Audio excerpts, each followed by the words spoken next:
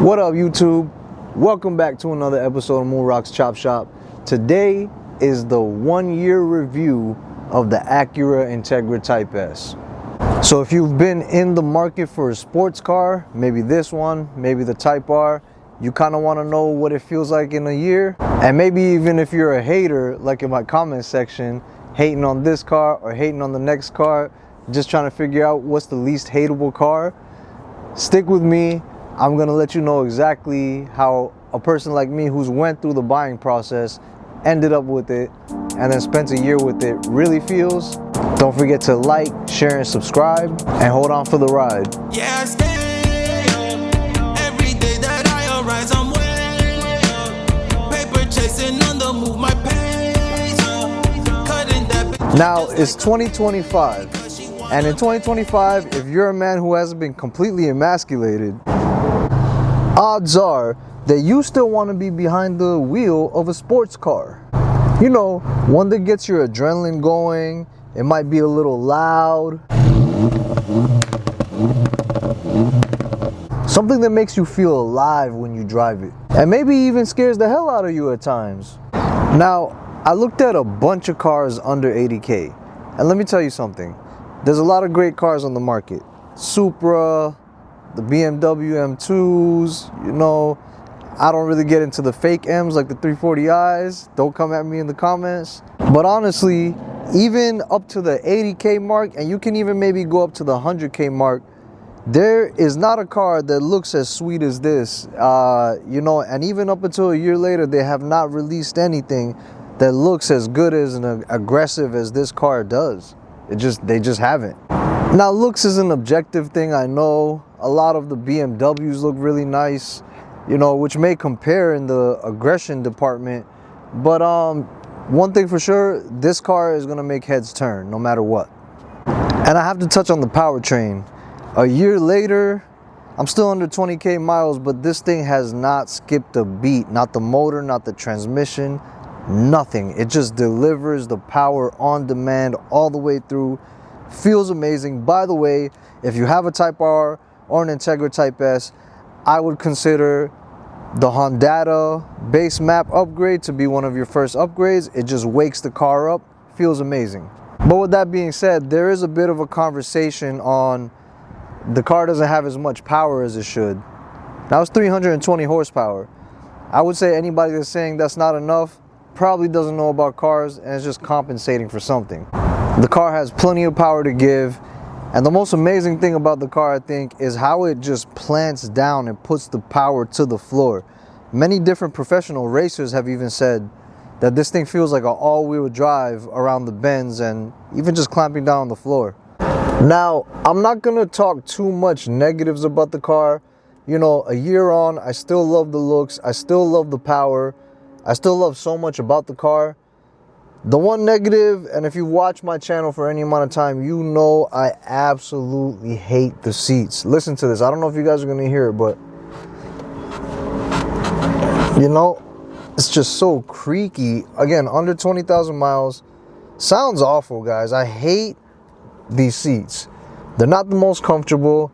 You know, I know I'm harping on it for longer than I even want to, but yes, that's really a negative aspect of this. So as I continue this review, a lot of the things I'm gonna say is gonna be more towards the positive side, but I think I'm pretty objective and you can take for yourself what you get from that.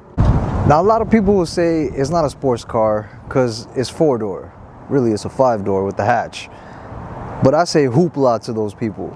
A sports car is not defined by how many doors it has. A sports car is defined by the thrill it gives you, by what you feel when you bang a turn or you're banging gears, and all the feels it truly has. Not to mention the most practical car in its segment. Let me show you guys something. Now, I don't know if the camera's gonna capture just how much stuff I have in here, but my gym bag, my tool bag, my gym shoes, these are actually my basketball shoes, a couple Nike bags filled with, you know, just a change of clothes, all my, you know, camera equipment, which I shouldn't even be saying that on camera. It's not always in there, but, you know, these are the things that I have in just the trunk. And of course, I've kept the interior of the car pretty pristine. You know, obviously these seats are not real leather, but they will suffice. and they're comfortable.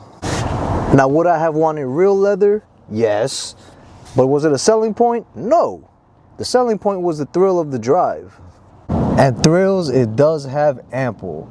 Tested out a bunch of cars. When I started recording this channel about a little over a year ago, you know, I had already went to look at multiple cars. I looked at the Elantra and the GR Corolla, the Supra.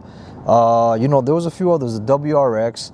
I'm telling you right now, there's no other car in its segment that gives you the thrills that this car gives. It just doesn't happen. Even the BMW M2, it just feels loosey-goosey. It doesn't feel like it's implanted into my veins like this car makes me feel.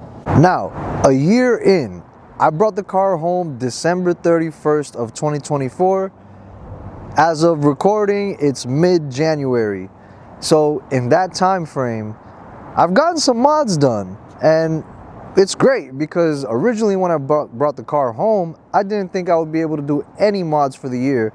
But lo and behold, or however you say that, a year in, and I got a couple key things done, which if you're into these cars, maybe you got a Type R or a Type S or even the SIs and some of those Accords and A-Spec Integras. People have been making power on those, by the way. But I've gotten some lowering springs. And I think the best mod that I've done is the Hondata. Shout out to the guys at Hondata. Super hookup. I went to the Hondata tuning event, and they were able to get me a Hondata tune, a base map, you know, but it really woke the car up. So those two things I'm so happy with. I have a couple more parts coming, but I won't divulge that in this video. But video's coming soon. Don't forget to like, share, subscribe, and hit the bell notification so when I drop those, you know. And you know, I'm in some of those forums, and there's a lot of guys, even at my dealership where I go to for service, that have done some crazy mods, and their cars are super crazy by this point. I'm just a humble guy, so I'm still working my way up. But you guys get to see the process, so I'm happy you're here. Thanks for watching. So the last part of the video is probably the best part of the video for me, and maybe for you guys too, because this is what I'm about to do is basically hop in the car and drive in it and let you guys watch me enjoy this exhilarating feeling. But it should be the reason why you're even looking at a video like this, right? It's a sports car. That's what you guys want to know. Is it enticing? Is it thrilling? So I'm gonna hop in, we're gonna go for a ride, and you guys can really see the live reactions of my face when I drive this car. All right, so we're gonna go on a little highway run. You know, one of the things about this car, y'all, this car will pull on anything, man.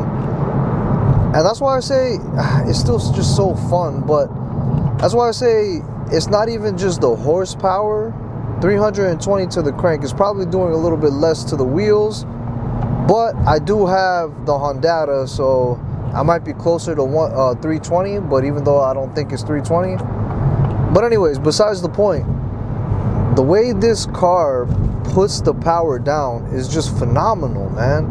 And that mixed with how nimble it is, plus the agility, the lightness, the suspension, it just weaves in and out of traffic, puts the power down, clamps down, and just goes, you know, in every gear. I'm in 4th gear, and it just wants more, man. It just wants more. It's so fun. I'm in 5th gear, still pulling, putting me to my seat. Puts me to my seat. Okay, and I don't even have to be in 5th gear. So it's just so fun, guys.